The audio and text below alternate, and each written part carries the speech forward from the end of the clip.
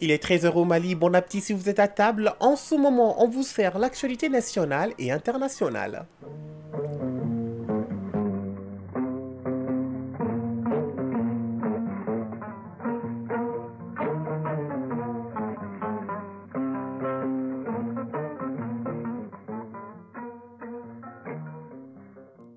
Le journal Moussa Papa Aïdara. Au sommaire de cette édition, le coton à l'honneur à Sikasso à l'occasion de la 7e édition du Festival panafricain de la cotonnade. L'événement est placé sous les signes de la création d'emplois et de la promotion de la paix et de la cohésion sociale. À Koulikoro, les décideurs publics et privés sont en conclave sur l'importance de la planification dans la gestion du développement. L'idée est de planifier les activités du programme national du mécanisme africain d'évaluation par les pairs au titre de l'année 2022, 2023 et 2024. Dans cette édition, on fera un rapide tour sur la scène internationale, notamment au Tchad, où plus de 70 militaires américains vont évacuer N'Djamena, puis au Togo, où un peu plus de 4 millions d'électeurs togolais sont appelés aux urnes lundi 29 avril pour des élections législatives et régionales, un scrutin inédit sur fond de changement de constitution. En sport football, sur le continent, Espérance de Tunis et Al-Ali d'Égypte se sont hissés en finale de la Ligue des champions de la CAF. Au plan local, les demi-finales de la Coupe du Mali de football se jouent ce samedi et demain dimanche. Mesdames, Messieurs, bonjour et bienvenue à cette édition. Direction la cité des Balanzons, passation de commandement à la zone de défense. Le colonel Suleiman Doumbia, numéro 2, dirige désormais la zone de défense de Ségou. Il succède au colonel Youssouf Oumar Sissé. La cérémonie de passation de commandement a été présidée par le chef d'état-major de l'armée de terre, le général de brigade Aruna Samake, en présence du gouverneur de Ségou et d'autres responsables militaires et civils de la 4e région. De Ségou, la correspondance de Fousseini Samake. D'un moment à l'autre, nous allons retrouver ce reportage de Fousseini Samake. Le temps de partir directement avec l'actualité internationale. Eh bien, nous commençons d'abord par le dialogue national au Gabon. C'est une journée cruciale. Ce samedi, tous les participants seront en plénière pour la présentation des rapports finaux.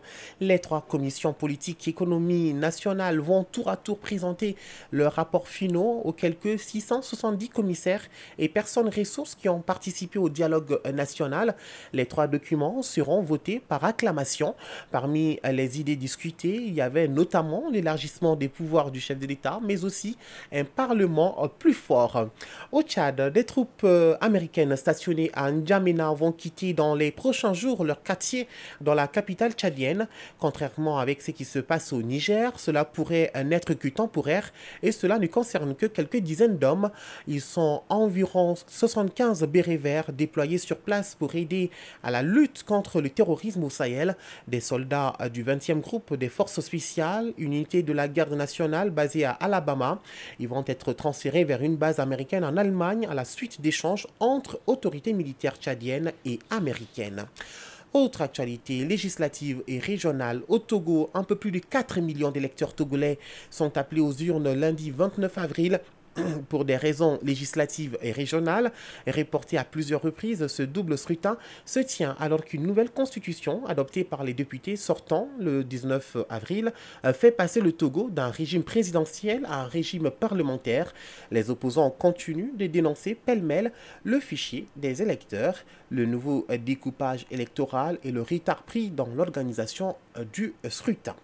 Les combats se poursuivent également au Proche-Orient avec des frappes israéliennes contre l'est du Liban. Hier, l'armée israélienne bombarde toujours aussi la bande de Gaza et notamment la ville de Rafah dans le sud. Des habitants ont fait état de frappes la nuit dernière. Quelques heures auparavant, une délégation égyptienne était arrivée à Israël pour tenter de relancer le processus de négociation.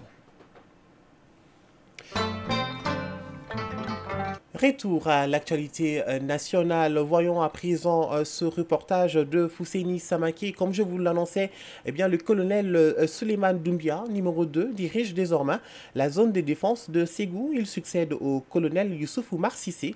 La cérémonie de passation de commandement a été présidée par le chef d'état-major de l'armée de terre, le général de brigade Aruna Samake, en présence du gouverneur de Ségou et d'autres responsables militaires et civils de la 4e région. C'est le colonel Souleymane Doumbia qui dirige désormais la zone de défense numéro 2.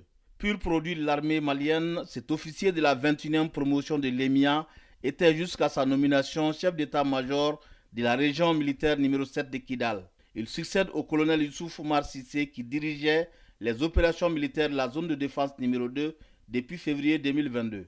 En recevant le commandement, le colonel Doumbia s'est engagé à mener à bien la mission qui lui est confiée. Colonel Souleymane Doumbia, commandant de la zone de défense numéro 2. Je viens de remplacer mon basa qui est le colonel Sissé. C'est quelqu'un vraiment qui a fait beaucoup d'efforts dans cette région. Je viens quand même, c'est pour continuer à conduire ces efforts et puis continuer à améliorer ceux-là qui n'a pas pu faire. Le nouveau commandant de la 2e région militaire a souhaité l'implication de chaque Malien pour vaincre les forces du mal.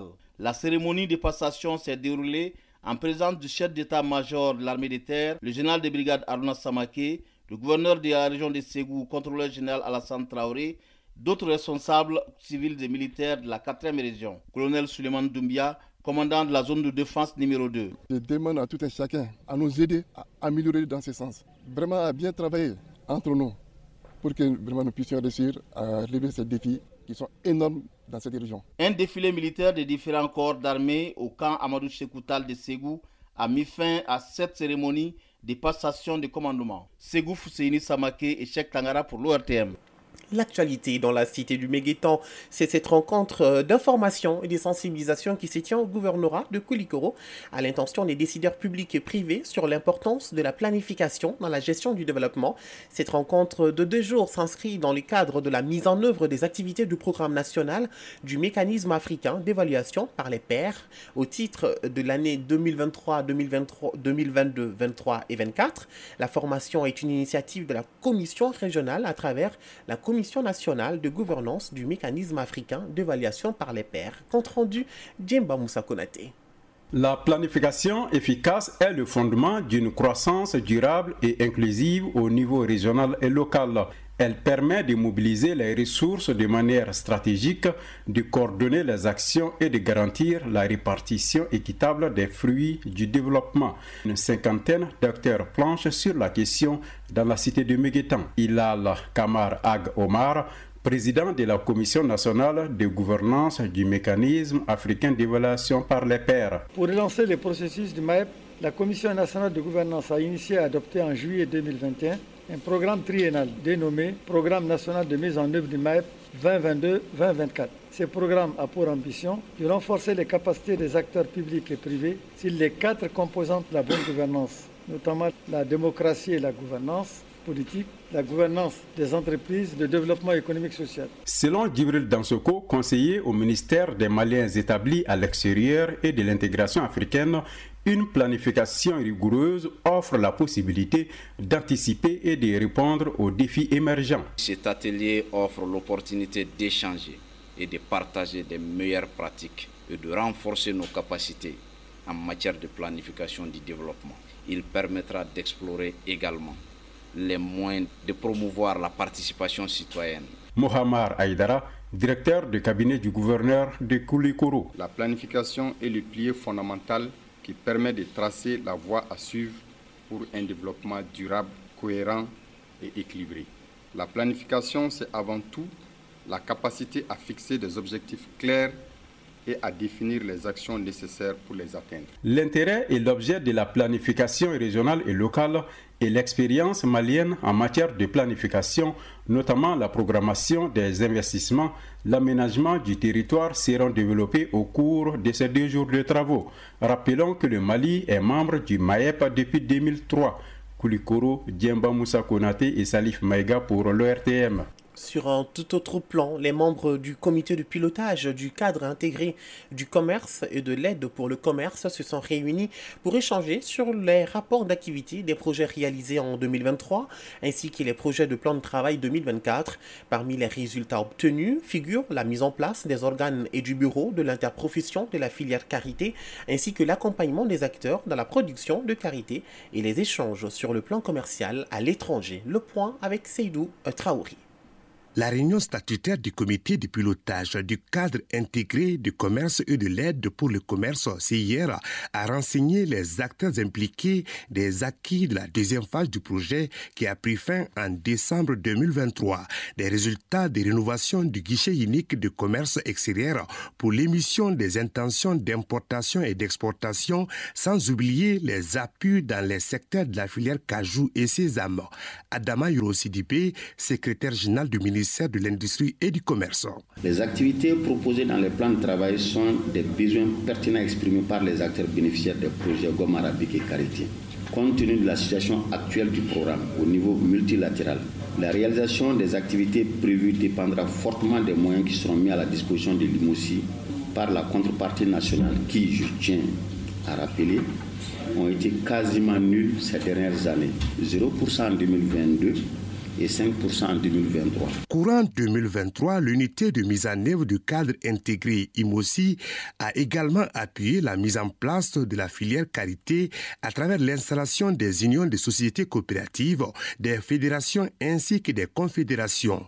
Les producteurs de la filière ont également vu les capacités renforcées avec des magasins de stockage de 100 tonnes réalisés respectivement à Yamfolila, Kita et Bla. Pour l'année en cours, des perspectives sont planifiées pour l'assistance et l'accompagnement des bénéficiaires des projets. Dansine Koulibaly, coordinateur national de l'unité de mise en œuvre du cadre intégré IMOCI. La phase 2 vient de prendre fin. Il ne s'agit pas du Mali seulement, il s'agit des 51 États des pays les moins avancés qui bénéficient du programme. C'est récemment, lors de la déclaration du Conseil des ministres de l'OMC en février dernier à Abu Dhabi, que la mise en place d'une troisième phase a été validée. D'ici là, le secrétariat exécutif du cadre intégré, à travers le conseil du cadre intégré, a mis en place une phase de transition. Le comité de pilotage a remercié le Royaume du Danemark pour son engagement aux côtés du Mali en sa qualité de facilitateur des donateurs du cadre intégré renforcé.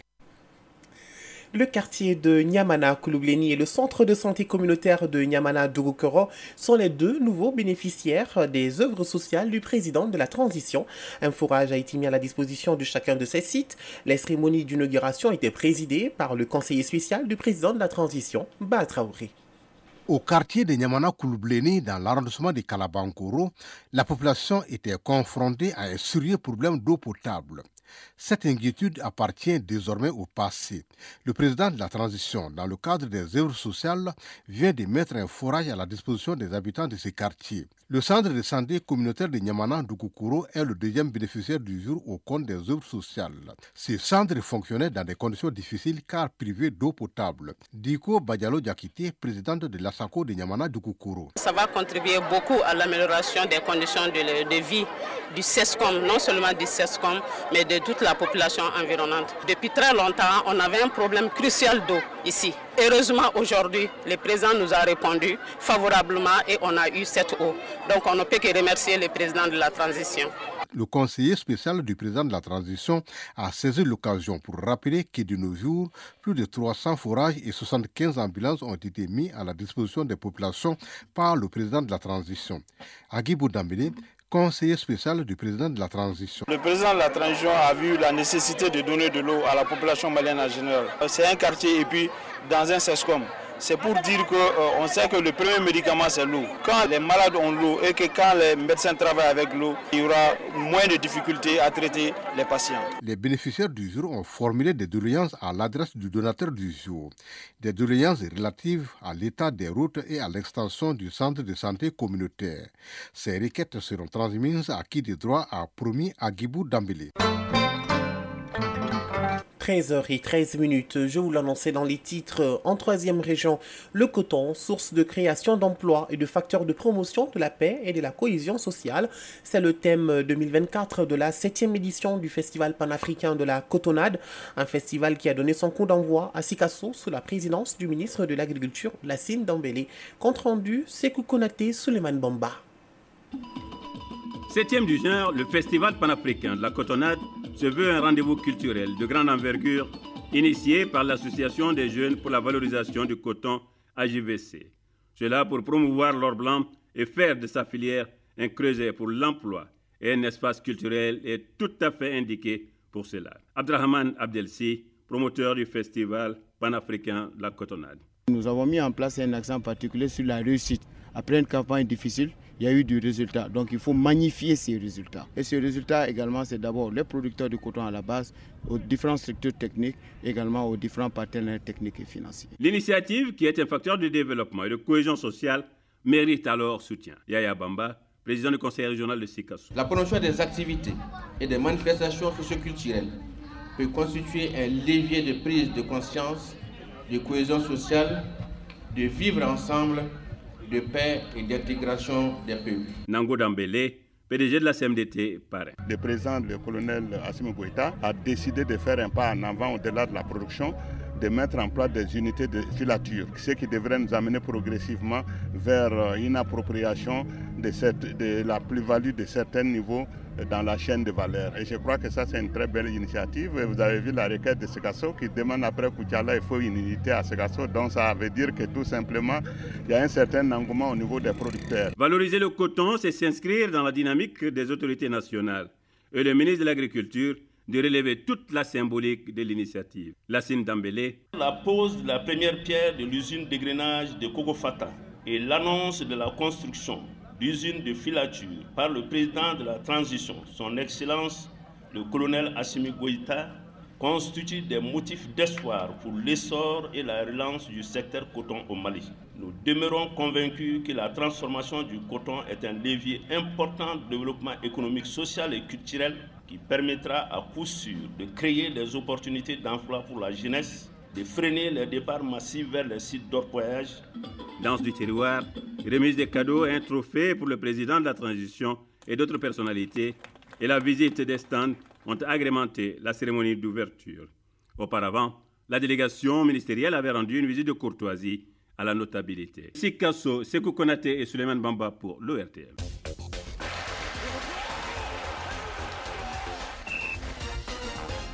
Vous l'aurez compris, c'est le sport à présent. Au terme de la 6e journée du championnat national de basketball, l'AS Real Dames et le Stade Malien Hommes occupent les premières places du classement.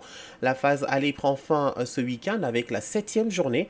En football, sur le continent, Espérance de Tunis et Al Ahly d'Égypte se sont hissés en finale de la Ligue des champions de la CAF. Et au plan local, les demi-finales de la Coupe du Mali de football se jouent ce samedi et demain dimanche. Famourou Djourté nous fait la synthèse. Ce week-end, les demi-finales de la Coupe du Mali auront lieu. Aujourd'hui, à 17h30, au stade Mamadou Konaté, l'AS Bakarian affrontera Afrique Football Elite. Le club de Baraouli a déjà joué une finale en 2007, alors que son adversaire du jour a atteint le dernier carré pour la deuxième fois seulement de son histoire après 2018. Demain, le Djoulouba AC et le Stade Malien de Bamako s'affronteront dans la seconde demi-finale. Ces deux équipes se sont croisées pour la dernière fois à ce stade de la compétition en 2008 avec une victoire du Djoulouba AC 5-0. Les chiffres sont équilibrés lors de leurs 12 dernières confrontations. Les Rouges de Bamako ont gagné 4 fois contre 3 pour les Blancs de Bamako. Ils ont concédé 6 matchs nuls. La 24e journée de la Ligue 1 a vu l'AS Police s'incliner 2-1 face à l'US Bougouni. Cette victoire pour l'US Bougouni lui permet de s'éloigner de la zone de relégation et de se hisser à la 9e place du classement avec 31 points. De son côté, l'Union sportive du Cercle Kita a subi une défaite 1-2 contre l'USFAS, ce qui le plonge davantage dans la zone de relégation. Avec 19 points, l'USC Kita occupe la 15e place du classement, juste devant l'AS Blacksar qui est 16e avec 17 points. Ce vendredi, les demi-finales et retour de la Ligue des champions de la CAF ont eu lieu. L'Espérance affrontera Al Ahly d'Égypte en finale. Al Ahly a remporté sa demi-finale retour en battant le tout-puissant Mazembe par 3-0 au Caire. Les deux équipes avaient fait match nul à 0-0 lors de la première manche en République démocratique du Congo. De son côté, l'Espérance de Tunis a créé la surprise en allant s'imposer 1-0 face aux Mamelodi Sundowns d'Afrique du Sud. Au match aller, les Tunisiens avaient remporté la victoire sur le même score contre les Sud-Africains. La finale aller est programmée pour le 19 mai prochain à Tunis. La manche retour se déroulera au Caire le 26 mai. Les demi-finales retour de la Coupe de la Confédération de la CAF se dérouleront ce dimanche 28 avril avec les matchs opposant Dreams FC à Zamalek du Caire et Renaissance Sportive Berkane du Maroc à l'USM Alger. La 7e journée du championnat national de basketball se dispute ce week-end. Au niveau masculin, ce samedi, le Stade Malien de Bamako joue contre l'USFAS à 14h. L'AS Police et le centre de référence de basketball de Tombouctou s'affrontent à 20h. Du côté des dames, l'AS Mandé reçoit le centre Bintou Dambélé de Koulikoro à 16h, puis le stade Malien de Bamako rencontre l'USFAS. Dimanche, l'AS Commune 1 accueille le Sigi de Kaya à 14h, tandis que l'AS Céréal joue contre Atar Club de Kidal à 20h chez les messieurs. Pour les femmes, l'AS Police défie le Djoulouba Assi à 16h, suivi par l'AS Céréal contre Calaban Sport Club à 18h. Tous les matchs se déroulent dans la salle Salamatou Maïga du Palais des Sports de Bamako. Après 6 journées, l'AS Céréal est en tête du classement féminin avec 12 points, suivi par le Djoulouba Assi avec 11 points et le Stade Malien de Bamako 10 points. En ce qui concerne les hommes, le Stade Malien de Bamako est en tête avec 12 points, suivi par l'AS Police avec 11 points et l'USFAS 10 points.